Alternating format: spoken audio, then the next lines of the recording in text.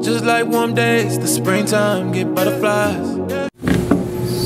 So ayan mga Lods, good morning sa inyo. So bali ngayon pag-uusapan naman natin kung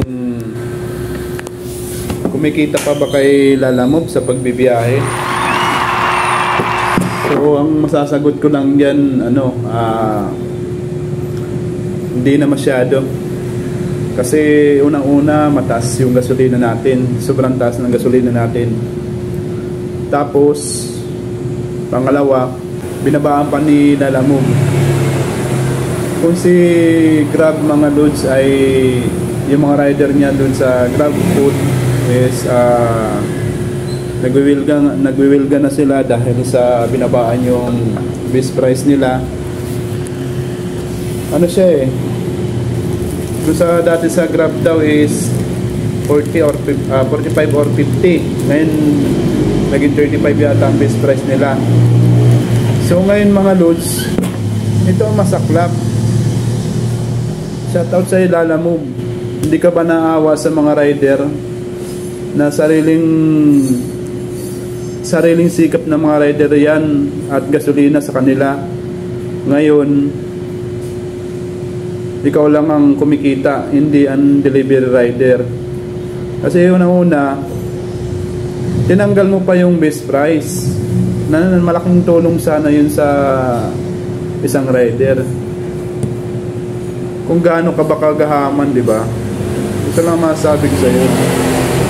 Sana naman hindi mo na lang sana tinanggal yung base price, kasi ito nga ang baba na nga ng per kilometer eh. Tapos tatanggalin mo pa yung base price. Tapos ang masaklap nito, yung commission mo na 20% hindi mo binababaan. Samantalang halos dinaya mo na lahat ng rider eh. Noon malakas siya, maganda bumiyahe, pero kung sa ngayon yung ikukumpara mo ngayon sa dami kasi ng mga delivery apps, wala na, unti-unti nang aalis yung mga rider mo. Kaya yan ang masasabi ko, sobrang lugi na talaga. Akalain mo yung 10 kilometer, kung dati kaya pang kumita ng mga 156 or 160. So ngayon mga 10 kilometer ni Lalamove mga Lods, nasa 100, 102. Paano kapag gaganahan, di ba, bumiyahe ng ganyan kung ang sistema ni Lalamove hindi makatulong sa mga taong nangailangan gaya ng mga delivery rider. Siyempre yung iba dyan nag-resign, tapos gusto lang mag full time sa Lalamove. Kahit sabihin pa natin may double book yan, napakalugi. Ang mahal ng gasolina eh. Sana itong ko lang kay Lalamove eh. Malaking company siya, dapat hindi niya na tinanggal yung base price. Mabuti pa kay Grab, kahit paano may 35 pesos. Samantalang kay Lalamove, kung mapapansin nyo, wala talagang base price, tinanggal talaga. So ayun, magpapakita ko ng mga patunay na yung mga booking ko ng mga halos last month hanggang ngayon, mga ganun nangyari. Wala mga base price eh. Kaya napakalugi. Kaya kung tatanungin ako ngayon na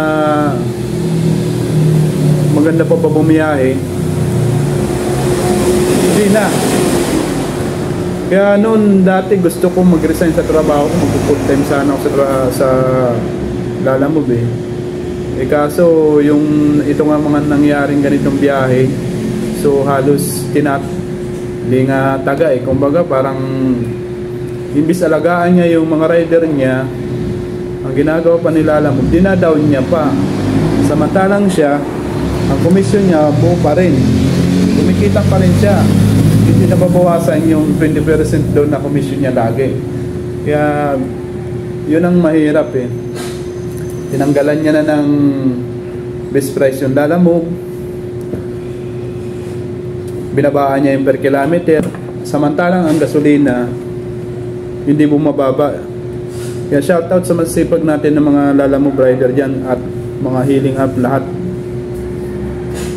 Kagaya ko na mabuti na lang ako napag-isipan ko na hindi mag-resign kasi noon sana gusto kong mag-resign kasi medyo malaki yung kitaan pero habang tumatagal wala pababa ng pababa. Kung mababa si Borso at si Tuktok, hinahabol niya, parang silalabog na rin. Ang kinagandaan naman kay Lalamove, malalapit yung pick up, pero kung babasihan mo naman i-deliver mo, napakababa. So, hindi kasi maganda yung mga nangyayari ngayon sa deliver natin. So wala na nga tayong makuhang mga for maintenance. Dapat nga kung tutusin, malaking company yan, magbibigay sila sa atin ng for maintenance sa mga motor natin. Ang problema sa atin yung gas, sa atin yung top up, sa atin yung motor. Pag nasira yung motor natin, wala tayong maasahan, di ba? Kaya yun ang pinakamasaklap. Tapos ang gasolina tumataas, hindi bumababa. Pero kung ganun man lang sana ang ginawa ni Lalamove, ang mas maganda dito, babaan yan best price, gawin yan 10%. Kahit pa paano yung 100 na top up mo, kaya mo pang kumita doon kahit pa paano. Ngayon, yung 100 top up mo, sabihin natin na lang maka 500 ka doon, less 20% ni Lalamove. Sabihin natin sa 500, less 20%. Ang kikitain mo lang doon sa 500 na bibiyay sa 100 na tinap up mo, ang kikitain mo lang doon, malinis, nasa 300. Hindi lang, kasi pagkain mo pa, gasolina mo pa, top up mo pa. Kaya parang nangyayari, naglalaro ka lang Ang binubuhay mo lang yung company ni Lalamove.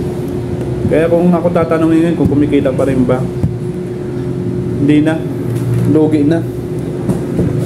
Napakalugi. Pagod ka na, wala ka pa masyadong kita. Tatap up ka ng 200, gagasolina ka sabihin natin ng 150, edi 350. Kung kumita ka man ng 1,000, may uwi mo lang siguro mga 700 plus or 600 kasi kakain ka pa, pagod ka pa. Hindi pa less doon yung maintenance ng motor ng mga loads. Kaya napakalugi. Yun ang pinaka napapansin kong kilala mo.